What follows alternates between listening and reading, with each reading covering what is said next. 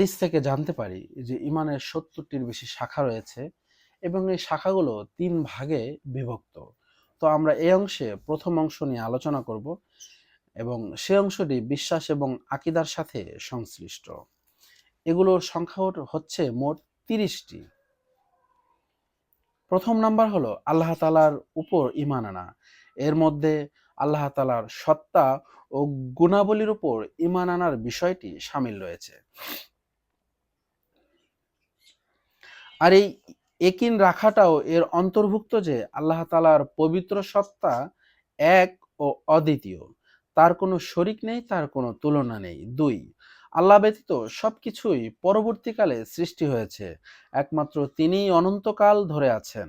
৩, ফেরেশতাদের প্রতি ঈমান আনা। ৪, আসমানি কিতাব সমূহের প্রতি ঈমান আনা। ৫, আল্লাহর পাঠানো সকল নবী রাসূলগণের উপর ঈমান আনা। ৬, তাকদিরের উপর ঈমান আনা, অর্থাৎ ভালো মন্দ সবকিছুই মহান আল্লাহ তাআলার পক্ষ থেকে হয়, এই বিশ্বাস রাখতে হবে। ৭, কিয়ামত সত্য, এই কথার উপর ঈমান আনা। কবরের সওয়াল জবাব, কবরের আযাব, মৃত্যুর পর পুনরায় জীবিত হওয়া, আখিরাতের হিসাব নিকাশ, আমলের ওজন, পুলসিরাত পার হওয়া, এই সবকিছুই কিয়ামতের উপর ঈমান আনার অন্তর্ভুক্ত। ৮, জান্নাতের উপর দৃঢ় বিশ্বাস রাখা এবং এই একিন রাখা যে ইনশাআল্লাহ মুমিন বান্দারা চিরকাল জান্নাতে থাকবেন। ৯, জাহান্নামের অস্তিত্বের উপর ঈমান রাখা এবং এই একিন রাখা যে জাহান্নামে কঠিন শাস্তির ব্যবস্থা রয়েছে এবং এটাও চিরস্থায়ী। কেবল কাফের মুশরিকগণ চিরকাল জাহান্নামে থাকবে। ১০, আল্লাহ রাব্বুল আলামিনের সাথে গভীর মহব্বত এবং ভালোবাসা রাখা। ১১, কারো সাথে আল্লাহর জন্যই ভালোবাসা রাখা এবং কেবল আল্লাহর জন্যই কারো সাথে দুশমনি রাখা, অর্থাৎ আল্লাহওয়ালাদের সাথে ভালোবাসা রাখা এবং তার নাফরমান বান্দাদের সাথে শত্রুতা রাখা। সাহাবায়ে কেরাম রাদিয়াল্লাহু তাআলা আনহুম, বিশেষ করে মুহাজির ও আনসার সাহাবীগণ এবং রাসূলুল্লাহ সাল্লাল্লাহু আলাইহি সাল্লামের বংশধরদের প্রতি মহব্বত রাখাও এর অন্তর্ভুক্ত। রাসূলুল্লাহ ১২ নম্বর, রাসূলুল্লাহ সাল্লাল্লাহু আলাইহি সাল্লামের সাথে গভীর মহব্বত রাখা, তাকে সম্মান করা, তার প্রতি দুরূদ শরীফ পাঠ করা এবং তার সুন্নতের অনুসরণ করাও তার প্রতি ভালোবাসার অন্তর্ভুক্ত। ১৩, ইখলাস তথা নিষ্ঠা, আমলের মধ্যে রিয়া অর্থাৎ আমলের মাঝে লৌকিকতা ও মুনাফিকি না করাও ইখলাসের অন্তর্ভুক্ত।